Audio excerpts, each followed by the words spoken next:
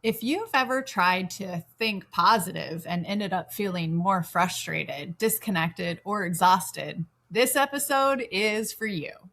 Because feeling more positive emotions isn't about denying reality, fixing yourself, or pretending things are fine when they are not. It is about learning how your emotional system actually works and how to support it in a way that's honest, sustainable, and grounded in real life. Every lesson is a lyric in the universal song. Oh, the lessons of the journey, I'll weave them in my song. Welcome back to Lessons of the Journey. I'm Coach Nicole here with Coach Jen, and this is episode 2 of our series about positive emotions. Not the polished version of positive emotions, not the kind that asks you to abandon honesty, and not brightness at the cost of truth, but the kind of emotional experience that actually grows you and supports a fuller, steadier way of living. Last week, we explored why positive emotions matter, how they help you regulate stress, connect with others, and create life fuel instead of just performance reserve. I like that, life fuel. Yeah, that's a good one. Today, we're going deeper into how positive emotions can emerge even while you're still navigating real life, real challenges, and real emotions without toxic positivity. Toxic positivity, just to refresh, is when positivity becomes a mask, a prescription to gloss over hard feelings, avoid discomfort, or pretend everything is fine when it isn't. That approach doesn't help. In fact, it can make stress and suffering worse because it teaches you to ignore your experience instead of enriching it. But true positive emotion complements the full range of human experience. It sits with you alongside complexity. And this episode will help you build clear, intentional ways to let those experiences arise in your life. Let's get started. Let's do it. First, let's talk about why positive emotions have been misunderstood. Most of us were taught one of two things about emotions. Either positive emotions are something you earn once everything else is done, or positive emotions are something you should force when things feel hard. But neither of those are actually true. Positive emotions are not a reward, and they are not a mindset trick. They are biological, psychological, and relational experiences that help your system function better over time. Research in psychology has shown that positive emotions play a critical role in mental health, physical health, and emotional resilience, not because they erase stress, but because they change how stress is processed. And yet, many people feel disconnected from positive emotions. That's not because they don't want them. We clearly want positive emotions, but because we were never taught how to experience them safely and authentically. Yeah. One of the biggest reasons positive emotions don't last is because we try to grab them. We chase happiness. We pressure ourselves to feel grateful. We tell ourselves we should be calmer, should be more positive, should be more optimistic. We be shouldn't all over ourselves. But the nervous system doesn't respond well to pressure. When positive emotions become a requirement, they stop being supportive and start feeling like another thing we're failing at. Research suggests that positive emotions are biologically different from negative ones, not just in how they feel, but in how the brain processes them. Studies show that we actually habituate to positive experiences faster than negative ones. We've talked about habituation before. It's like walking into a room and noticing the beautiful smell of a candle burning. At first, you really smell it. But 5 minutes later, you've habituated to it and you barely notice it's even there. So what does that mean for positive emotions? It means that good feelings often fade sooner than bad ones do. Not because something is wrong with you, but because your brain is designed to adapt quickly to what feels safe or pleasant, while holding on to what feels threatening or uncomfortable. Other research finds that when people spend a lot of time evaluating their happiness, it can actually reduce overall well-being. especially if they're judging themselves for not being happy enough. Yikes. And emotion regulation studies show that simple practices like savoring positive moments can actually strengthen the connection between a positive event and the positive feeling it generates, helping those emotions stick a little longer. I love the idea of savoring. Yes. First of all, it's a fantastic word. Yeah. That's maybe my word for this year, savoring. I think life can be so much more savored. That's good. I'm going to start using it in coaching. I know you've had these conversations because you work with top producers. I work with very high functioning people. People who produce are used to just producing. They don't really take the time to savor the win. There's no, wow, that was great. Look what I did. Pat myself on the back. I'm going to sit in this for a second. It's like, yeah, well, obviously that got done because that had to get done. Now I'm moving right on. No, whoo. That's why we can't recognize these things. Yeah. What have you been savoring in your life lately? I love that question. I'm going to use it. Thanks for that one, Nicole. Interestingly, people who feel a lot of societal pressure to be happy tend to report poorer well-being, reminding us that positivity isn't something to be forced. It's something that grows in the right conditions. These moments gently signal to the nervous system, I'm safe enough right now, and safety is what allows emotions to flow. When life feels overwhelming, positive emotions don't disappear because you're broken. They disappear because your system is protecting you. So if you've ever thought, why can't I stay happy? What's wrong with me that I keep slipping back? Nothing's wrong with you. You're just human. Positive emotions don't last when they're forced. They last when the conditions for them are present. That is so important to remember, when the conditions for them are present, which means that we need to curate the ability to feel them and let them last a little bit longer. That's what we're talking about here. And we're saying a little bit longer. Don't forget, we're talking about seconds. Yeah, I know. We're not talking like 20 minutes up to like a week and a half. We're talking about 20 minutes to 20 and a half minutes. My gosh, why do our brains do that? In our previous episodes, we talked about allowing those emotions to flow. Like in 90 seconds, you sit there and you talk to anybody who feels dysregulated. They're like, this is going to take all day. And I don't have time for this. So suppress. And you're like, no, 90 seconds. That's all we're saying. And we're not even saying 90 seconds for the positive emotion, Nicole. We're saying like, give it 10. Yeah. Just relax. Even just a couple deep breaths. Yes. That's like, you're rocking it. Gosh. Okay. Let's dive deeper into the science and why positive emotions matter.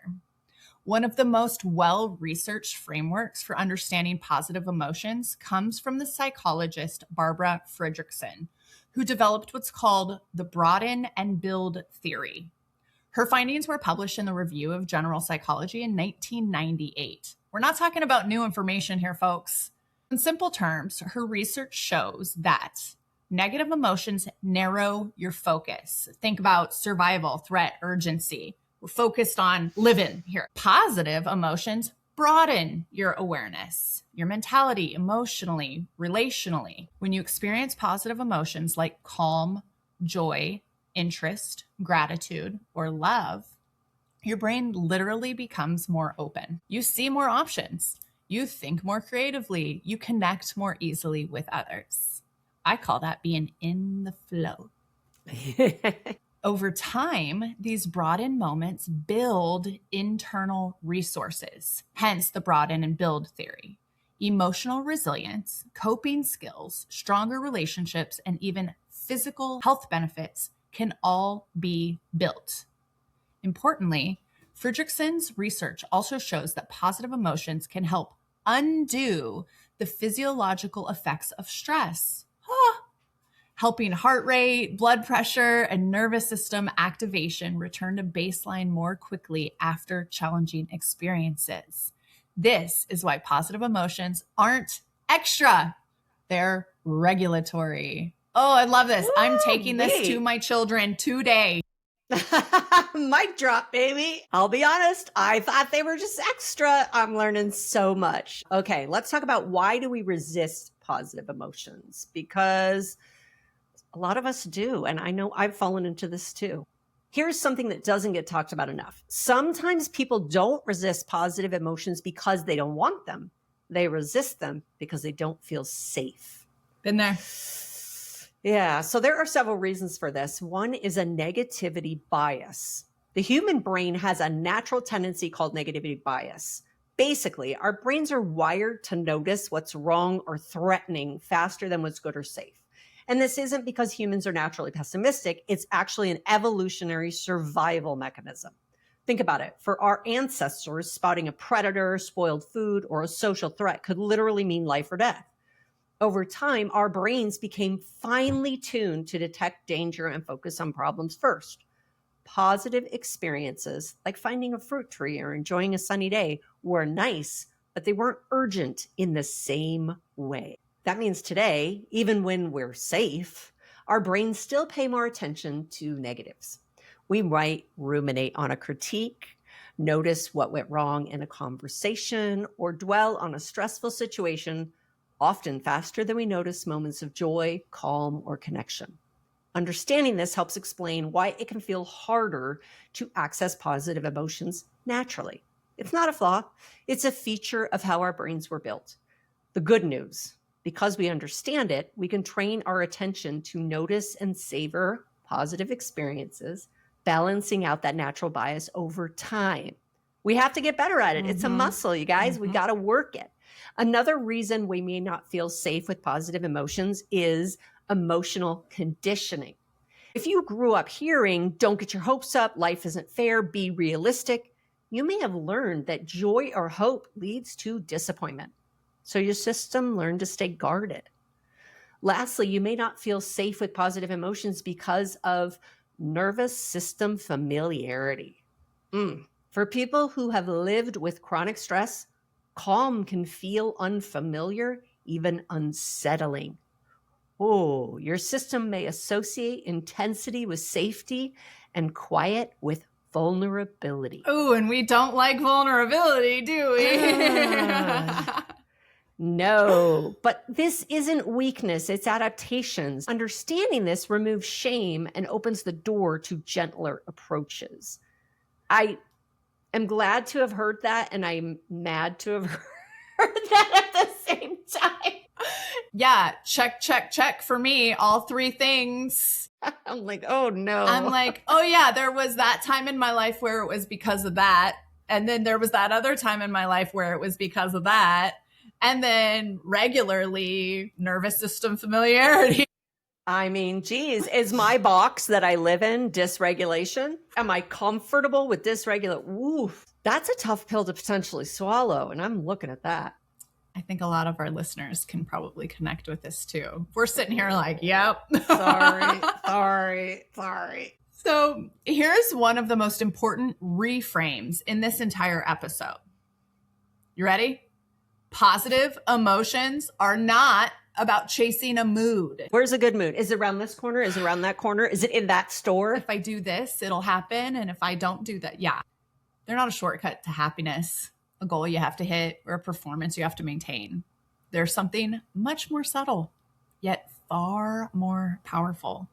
They are about building capacity. Capacity is one of my new favorite words for this year. When we talk about capacity, what do we mean?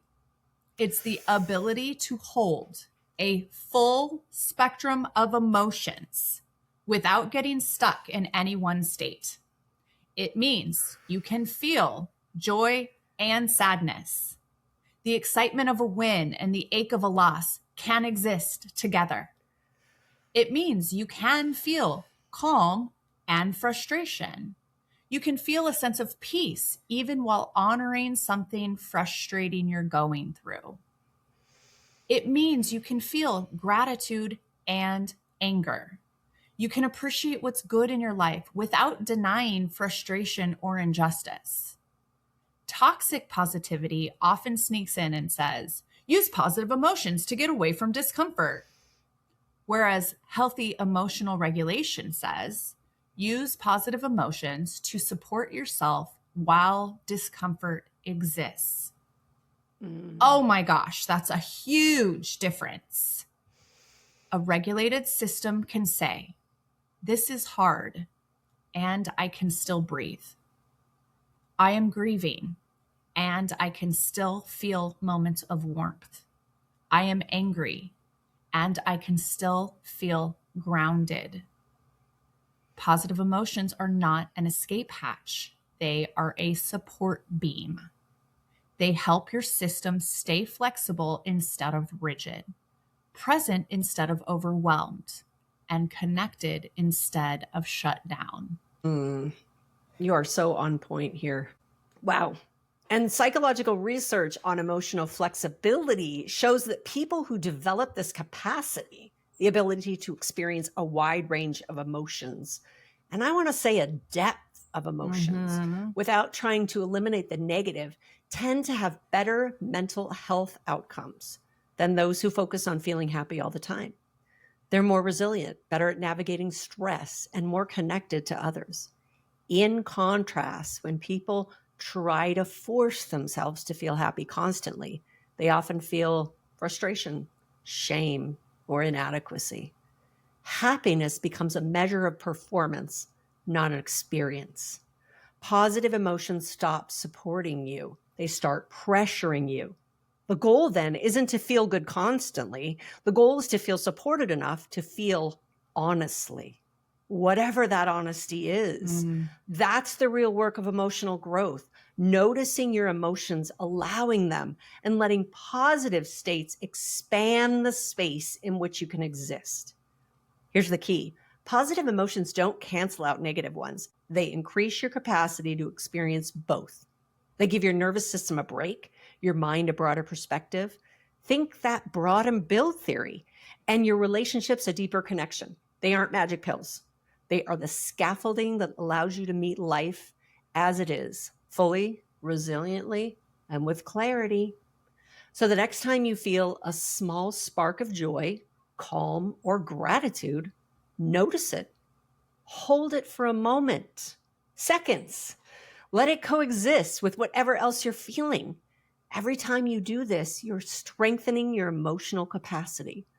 Over time, you'll notice that life's harder moments feel less overwhelming, not because the challenge disappears, but because your capacity to hold it has grown. I don't know if this will help anyone else, but I like to think of my emotions like I'm a bowl, some sort of vessel that holds everything I'm feeling. And sometimes they're like oil and water. They don't mix, they don't blend, and that's okay. They can still coexist in that same space. Joy and grief, calm and frustration, gratitude and anger. And the more I practice noticing and holding them all, the bigger my bowl feels. The more I can experience life fully without feeling overwhelmed or forced to pick just one feeling at a time. Positive emotions don't erase the hard ones. They simply expand the space I have to hold them, giving me more capacity to live, feel, and connect, and have a deep and rich life. Oh, I really, really love this conversation. I think it's because I consider myself fairly new at the practice of this. And I was thinking as you were so beautifully stating so many things that were just slapping me in the face. I was like, when did I really learn that multiple emotions could live in the same space and it was really okay? You know what it was? It was grief. It was 2017 when Elvis died. Because prior to that, I was a control freak. Everything had to go the right way. I was always looking for the other shoe to drop. I was selling real estate. It was very unsettling as a life. Then Elvis died and I had no control of that. Then all of these things were happening at once. Then after his death, and I know you and I have talked about this too from when after your dad passed, you feel guilty for laughing at something. You're like, no, I'm holding grief. How could I possibly smile at this or experience a form of joy while I'm carrying this heavy thing? And it wasn't until I was a full-grown adult. It's important to know we are talking about this because we don't want you to have that kind of experience to then go, oh, I get it now. This is, again, stuff that should have been taught in school, where it's okay to have this full, broad spectrum of feelings and allow it to be there. Well, I'm glad you said that, because when you were talking, I was thinking a feeling of dishonesty if I suppressed the grief. I felt like I was being dishonest if I was suppressing the grief. I can definitely tell you that this has been an awareness that is very fresh for me. And I thank you, Jen, because you really clearly say you can hold space for multiple emotions. I think you're the one who really gave me permission to do that. And now that we're having this conversation, it's like, oh, okay. If I do feel the positive, I'm not being dishonest. I'm actually being more honest to myself and more true to me as a human. And I think that's really powerful. I just got goosebumps when you said that. That's so authentic. Yeah, it's really how I felt. I mean, there were moments of, wait, I can't be happy because I'm sad because of the grief. And to say, wait, I can be happy and still have the grief. I have the capacity to have both of those in my vessel. Yeah. I am holding that grief. It is not gone. It's still not gone. And I can still have a wonderful, beautiful, happy life and have wonderful, happy things happen to me, and also deal with the difficult things. And some are temporarily in my vessel, and some are going to sit there for a damn long while. Yeah. Grief is one of them. Yeah. Such an important conversation. Thank you for that. Yeah. Thank you. I think those were takeaways. Were they? I was going to say, you know, it's funny how our brains work. I wrote down, I think you said honoring emotions. And then I realized, why am I putting negative? Why aren't I just saying honoring emotions? Emotions, yeah. The negative and the positive. And I'm processing all of this information. My brain still goes to positive emotions are just extra. And I know they're not. I now know this, but it's going to take a while for go from the brain to the body. And it will. And I think that that's an important note. You've heard me. I call them agreements, right? So you had an agreement that said positive emotions are extra. And now you're recognizing that that's actually not serving your vessel. So you're saying, now I need to replace that agreement with the new agreement, which actually does serve me, which is a more true and honest idea. Now, you've been living X number of years with that old agreement. Of course, it's not going to happen overnight. Of course, we need to continue to reinforce the new agreement that, oh, these emotions in all of their capacity are okay. Again, the human experience, we do this. We give things positive. We give things negative. Oh, that's a good thing. That's a bad thing.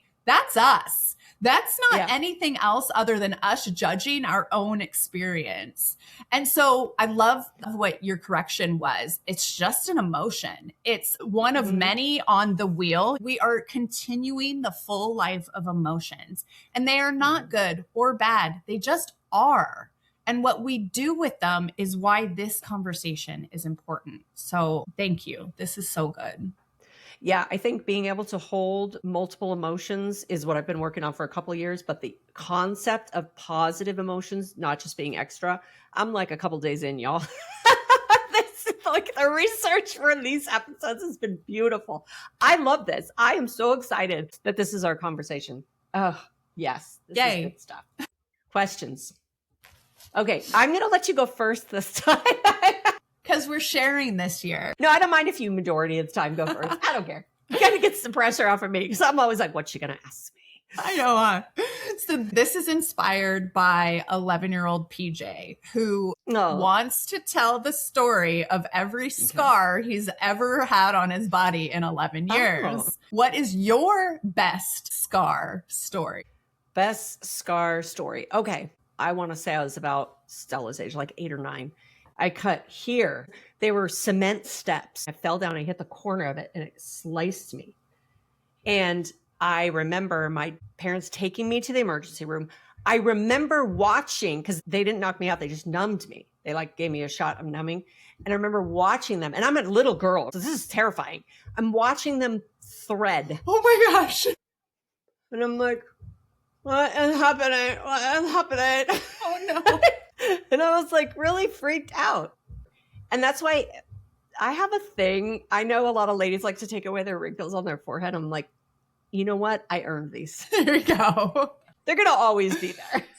I earned these. You can't even tell it's a scar because it's like right on the spot where there is a wrinkle. Oh, there you go. That was my most interesting. Well, then at that age too, looking in the mirror like, oh God. I don't even remember anything afterwards. I just have such a vivid memory. Because being awake during any sort of procedure is odd. Yes. With stitches or anything like that, and being little. I don't know, That's crack my the head one? and heads bleed a lot. So you're probably Oh my gosh, yeah. Okay, my question for you is, if you could dedicate your life to solving one problem, what problem would you choose? Oh my gosh. There's so many things. Let's go with hunger. Here's where this is coming from. I just came off of a 72-hour fast. Your own hunger or the world's? Here's what we've learned in that. This is my first 72-hour fast. I've done other fasts. And this was an elected fast. So I'm not ignoring the privilege that I have and the ability that I can choose to do that for health purposes, because so much of the world goes hungry in our own country and all around. And it is such an awful feeling. I hear my kids when they have like missed a snack for the afternoon. And I remember my parents telling me, you better eat everything on your plate. There's kids starving in the world. And that just didn't make sense to me. Like, what, I was going to go deliver my extra food to them. But the ability to keep everyone fed, it changes so much. It changes kids' ability to focus in school and get a decent education. It just is a foundation right there. But even kids who aren't in school, maybe in other countries, you can't focus on anything else when you are hungry. When your body is depleted of nutrients, I just think like, oh my gosh, how awful is that? So that's the one that I'm going with right now. And as I'm talking, I know water is a big thing too. And so I'm like, fresh water for everyone. Can that be included in hunger? Because fresh water for everyone needs to be like the utmost commitment for all of the world, because like little kids get sick and die from having to drink river water. It's like fresh water for the world and food to eat. That's the problem I would like to solve. Oh, I love that. I have to tell you a story. A friend had, I was in high school, and they had a foreign exchange student. I don't remember what country she was from. All I know is she was absolutely blown away that Americans actually use the term "I'm starving" to mean I'm hungry. She was like, you guys actually say that, because to her, when someone says I'm starving, they are really starving. Yeah. And I was like, oh, that's crazy. So I learned that long ago. I've had conversations with my kids about this. Grant slipped up on it just a couple months ago. So I really just, for perspective, like I'm not a depressing mom, but I was like, you're not starving. You have a cupboard full of food. You know, he had missed a snack, like, and I'm starving. No, you are not. You are not starving. You are hungry. There is a difference. And I grew up really middle class, white, Southern California, never at want. And I read The Giver. The Giver was such an impactful book for me. Changed my perspective on so many things. It is an easy read. If you have not, go read it. But that was one of the things in there where you would get punished for saying, I'm starving. Because they were like, everything is done for you. You absolutely are not. We are going to be precise with our words. And that might have been my actual like first introduction to being impeccable with your words, which threw me into the whole 4 agreements thing. But anyway, there's a little history there. Wild. Yeah, I hear you. Before we close, I want to invite you to reflect gently. Ask yourself, what helps my system feel even slightly more at ease? Not what should help, but what actually helps. That's where this work begins.